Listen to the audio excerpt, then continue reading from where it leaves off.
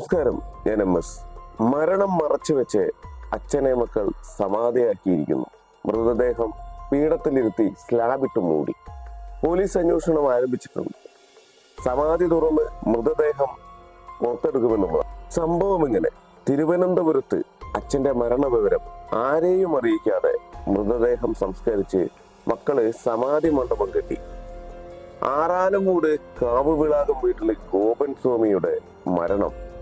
ഏതാണ്ട് അദ്ദേഹത്തിന് 81 വയസ്സാണ്. ഇത് വിവാദമായതോട് കൂടിയിട്ടാണ് കല്ലറ തുറന്ന് അത് മൃതദേഹം പുറത്തെടുക്കാൻ പോലീസ് ജില്ലാ കളക്ടറുടെ അനുമതി തേടിയിരിക്കുകയാണ്. അങ്ങനെ ബോഡി പുറത്തെടുത്താല് മരണകാരണം കണ്ടെത്താനായിട്ട് പോസ്റ്റ്മോർട്ടം നടത്തുന്നു എന്നതിൽ യാതൊരുവിധ സംശയവുമില്ല. ഗോപൻ സ്വാമിയെ കാണാനില്ല എന്ന അയൽവാസിയുടെ പരാതിയിൽ പോലീസ് നേരത്തെ തന്നെ കേസെടുത്തിരുന്നു.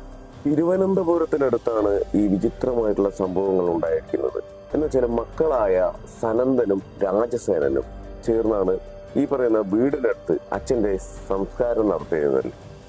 സമാധി മണ്ഡപം സ്ഥാപിച്ച് കൊണ്ടാണ് അത് ചെയ്തിരിക്കുന്നത്. മാത്രമല്ല തുടർന്ന് ഗോപൻ സ്വാമി അതായത് സമാധിയായി എന്നുള്ള തരത്തിലുള്ള ഒരു പോസ്റ്റർ അത് പബ്ലിക്കായിട്ട് പതിച്ചപ്പോഴാണ് അപ്പോൾ മാത്രമേ ബന്ധുക്കളും നാട്ടുകാരും ഈ ഒരു വിവരം തന്നെ അറിയുന്നത്. ഗോപൻ സ്വാമിയുടെ മക്കൾ പറയുന്നത് ഇങ്ങനെ: അച്ഛൻ ജീവൻ സമാധിയായെന്നും അതിനാലാണ് ആരെയും കാണിക്കാതെ സംസ്കാരം നടത്തിയതെന്നും മകൻ രാജസേനാണത് പറഞ്ഞിരിക്കുന്നത്. മാത്രമല്ല സമാധിയാകുമെന്ന് 3 ദിവസം മുൻപ് അച്ഛൻ അമ്മയോട് പറഞ്ഞിരുന്നുവെന്നും രാജസേനൻ പറയുന്നു. പക്ഷെ അത് അന്ന് അമ്മ തമാശയായിട്ടാണ് കരുതിയതെന്നും അതുകൊണ്ടത് ആരോടും പറഞ്ഞില്ല എന്നുമാണ് രാജസേനന്റെ മറുപടി. ഈ കഴിഞ്ഞ 9-ാം തീയതി പൂജയും നിവേദ്യവും എല്ലാം കഴിഞ്ഞ് മക്കളെ സമാധിയാകാൻ സമയമായി എന്ന് അച്ഛൻ രാജസേനോടും മറ്റു മക്കളോടുമെല്ലാം തന്നെ പറഞ്ഞു എന്നുള്ളതാണ് രാജസേനൻ അവകാശപ്പെടുന്നത്.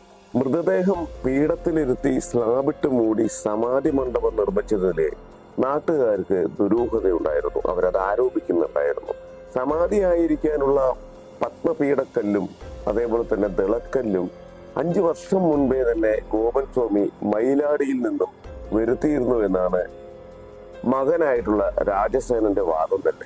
രാജസേനന്റെ മറ്റൊരു വാദം എന്തെന്നാൽ സമാധിയാകാൻ സമയമായെന്ന് പറഞ്ഞ ശേഷം അതിനായിട്ട് സജ്ജീകരിച്ചിട്ടുള്ള സ്ഥലത്തേക്ക് അച്ഛൻ പോവുകയും അവിടുത്തെ പീഠത്തില് പത്മാസനത്തിൽ ഇരുന്നു കൊണ്ട് തന്നെ ആ ഒരു അനുഗ്രഹിച്ച ശേഷം ഇരുന്ന് എല്ലാം മക്കളെയൊക്കെ അനുഗ്രഹിച്ച ശേഷം പ്രാണായാമവും അതേപോലെ തന്നെ കുംഭകവും ചെയ്ത് അച്ഛൻ ബ്രഹ്മത്തിൽ ലയിച്ചു എന്നാണ് രാജസേനൻ പറയുന്നത്.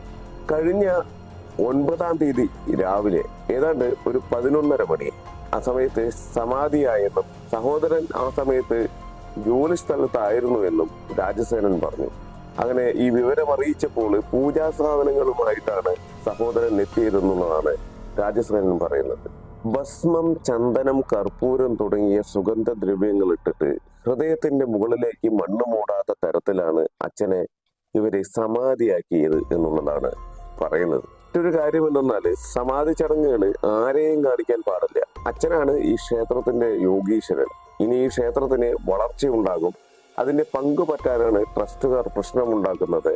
പുലർച്ചെ 3-നാണ് ചടങ്ങുകൾ പൂർത്തിയാക്കിയത് എന്നുള്ള കാര്യങ്ങളും രാജസേനൻ പറയുന്നു. അങ്ങനെ സമാധി ചടങ്ങുകളെല്ലാം കഴിഞ്ഞ ശേഷം രാവിലെ വാർഡ് കൗൺസിലറെ വിവരമറിയിച്ചു.